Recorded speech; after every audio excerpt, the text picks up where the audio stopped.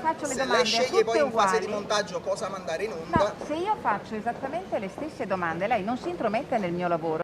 L'appuntamento in piazza per la giornata del risveglio è stata organizzata in molti capoluoghi italiani dal gruppo Marcia della Liberazione, che oggi a Belluno ha perso l'occasione per esporre in piena libertà le proprie ragioni, impedendo alla nostra troupe di svolgere il proprio lavoro, che è quello di fare domande. se il mio collega non è tecnico quanto me, non ne sa quanto me, io lo metto in condizione di dare una risposta. Allora lei si erga a portavoce di tutte le persone che in questo momento sono in questa piazza per spiegare, per avere voce unica, pensiero unico. L'obiettivo del raduno in Piazza dei Martiri è quello di contestare al governo la violazione delle libertà costituzionali della persona. Molti tra i partecipanti, successivamente identificati dagli agenti della Digos, si sono infatti presentati senza mascherina. Devo respirare, perché da che mondo è mondo noi siamo fatti per respirare, dobbiamo respirare. Non ho capito a cosa serve questa mascherina. È un segno di oppressione, è un segno di oppressione la mascherina. È un obbligo di legge.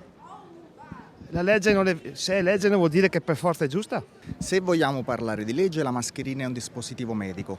Essendo un dispositivo medico, se lei mi vuole obbligare ad indossarlo, equivale ad un trattamento sanitario obbligatorio che segue la legge del 92, non i DPCM che valgono poco più di una circolare ministeriale. Dal banchetto con il megafono parole di contrarietà nei confronti delle limitazioni imposte da legge e DPCM. Si sono oltrepassati i limiti per un paese democratico, hanno riferito i partecipanti alla manifestazione, dimenticando che la libertà di stampa come la libertà di parola e di pensiero sono sanciti costituzionalmente dall'articolo 21, che in Piazza dei Martiri è stato violato. La stampa non monopolizza il nostro spazio, la ringrazio. Io sono qui a fare il mio lavoro, e lo sto facendo per voi. Io sono qui a fare il mio. E lo sto facendo per voi, Il lavoro che hanno fatto è stato disinformare e spendere solamente terrore mediatico.